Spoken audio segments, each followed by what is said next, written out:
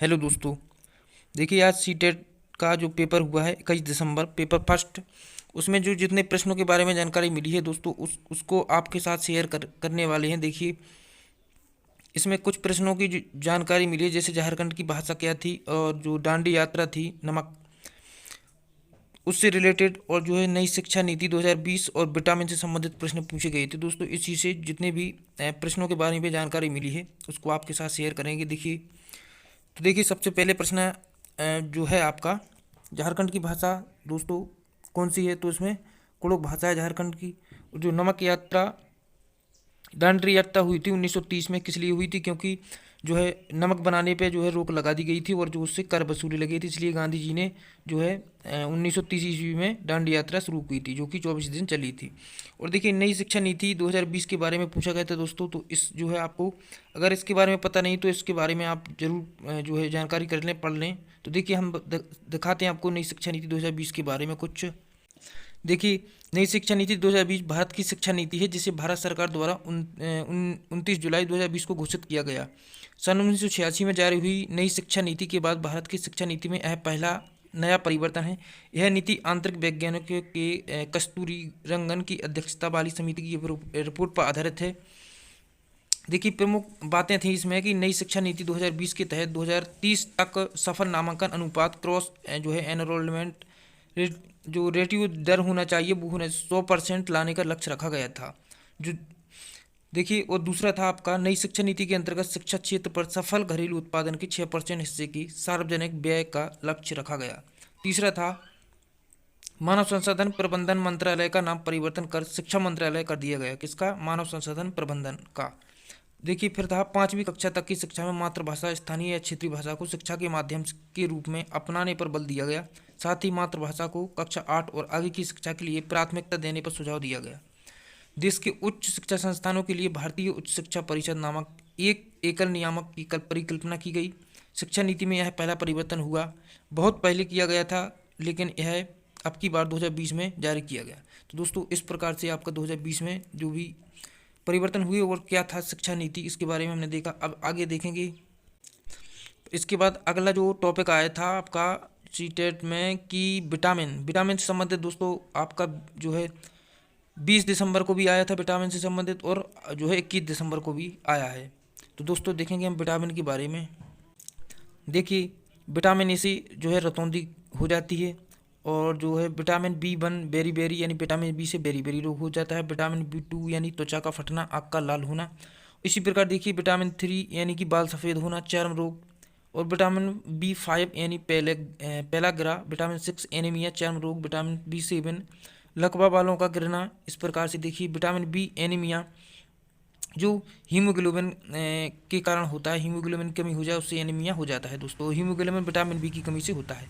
देखिए इस प्रकार का भी प्रश्न आया था आपके में कि विटामिन हीमोग्लोबिन की कमी से कौन सा रोग होता है दोस्तों? तो वह आपका जो होता है विटामिन एनीमिया हो जाता है, जो हीमोग्लोबिन की कमी से होता है, जो विटामिन बी की मात्रा कम होने से होता है। विटामिन सी में एस्कर्वी रोग होता है देखिए। और विटामिन डी की बात की जाए तो रिकेट्स हो जाता है। और ई में जनन शक्ति में कमी होती है। विटामिन के में रक्त का थक्का ना बनता है, यानी रक्त का थक्का नहीं बनता है। इस प्रकार देखिए विटामिन बी आपका इस प्रकार के प्रश्न आए तो आप इसमें लिख सकते हैं।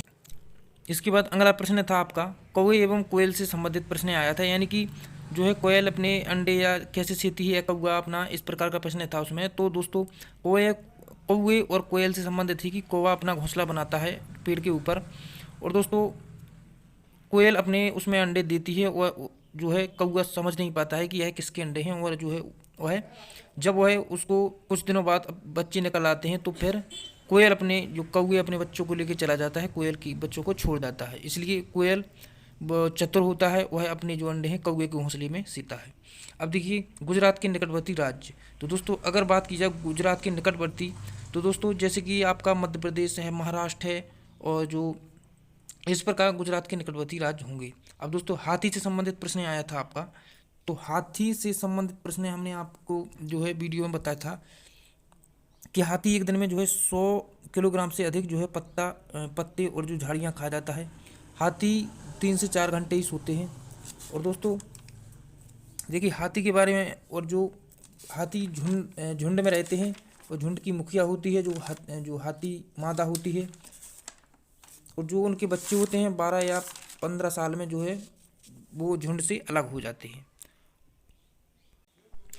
इसके बाद देखिए सबसे बड़ा जलीय जीव, तो दोस्तों सबसे बड़ा जलीय जीव कौन सा है? जो व्हेल मछली होती है वह जो है जलीय जीव सबसे बड़ा है। चिनार का पेड़, अगर चिनार के पेड़ की बात करें दोस्तों, जम्मू कश्मीर में पाया जाता है, जो कि लाल रंग का होता है। अब देखिए आपका यह प्रश्न है अभी जो हमने डिस्कस किया, हीमोग्लोबिन की कमी से कौन सा रोग होता है दोस्तों? तो हीमोग्लोबिन की कमी से एनीमिया रोग हो जाता है, जो विटामिन बी की कमी से होता है। उसी की कमी से जो है हीमोग्लोबिन की कमी होती है, और उससे थकान और कमजोरी महसूस होती है। और रेगिस्तानी ओक दोस्तों, यह रेगिस्तान में जो है पाया जाता है, और जो ऑस्ट्रेलिया में भी पाया जाता है, परंतु इसकी जड़ें होती हैं वह जब तक नीचे जाती हैं जब तक उन्हें पानी की प्राप्ति नहीं हो जाती है। उनकी शाखाओं में इतना पानी होता है कि जो है पतली बॉल डालकर उनसे पानी निकाला जा सकता है।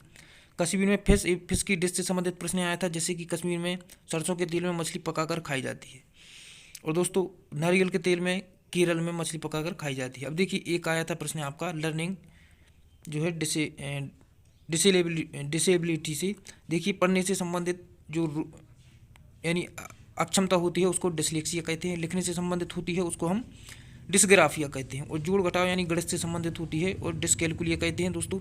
इसी प्रकार से आपको ये जो है जो अधिगम अक्षमता है उसको पढ़ लेना जो है समझ लेना चाहिए, लर्निंग डिसेबिलिटी।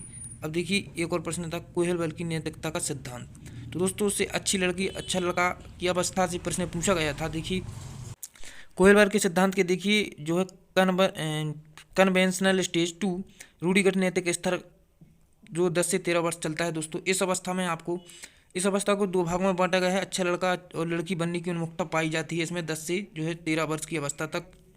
देखिए जैसे स्कूल समाज में अपने अपने आप को अच्छा बनाना और बेस्ट करने की कोशिश करना। इस प्रकार दूसरी अवस्था होती है कानून एवं व्यवस्था उन्मुखता, यानी इसमें बच्चा कानून तथा सामाजिक व्यवस्था बनाए रखने की भावना विकसित करता है, क्योंकि रूड लाइट इस प्रकार से देखिए वह कानून को बनाए रखता है, व्यवस्था बनाए रखता है, अच्छा लड़का लड़की बनने की पूरी कोशिश की जाती है दोस्तों। तो यह जो है आपका कोहलबर्ग के जो है नैतिकता के सिद्धांत से यह जो प्रश्न पूछा गया था।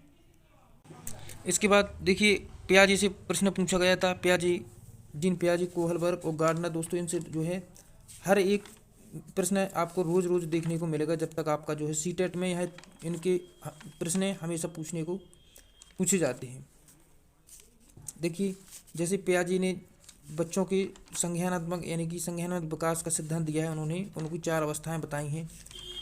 और दोस्तों आपको सीटेट में इनकी चारों अवस्थाओं को अच्छे से समझ लेना चाहिए, क्योंकि जीन पियाजे हमेशा आता ही रहता है। जैसे जो है sensory motor stage, pre operational stage दोस्तों, फिर आपका जो है कंक्रीट ऑपरेशनल स्टेज, एवं आपका जो लास्ट स्टेज है उन्होंने दी है फॉर्मल ऑपरेशनल स्टेज। तो दोस्तों इसको आपको अच्छे से देख लेना चाहिए और गार्डनर के बारे में भी समझ कर जाना चाहिए, क्योंकि इससे प्रश्न जो है रोज़ रोज़ पूछे जा रहे हैं। तो चलिए दोस्तों फिर आपसे मिलते हैं अगली वीडियो में, जब तक कि कुछ और अगर प्रश्नों का जो है की जानकारी मिलती है तो हम आपको इसमें ज़रूर शेयर करेंगे।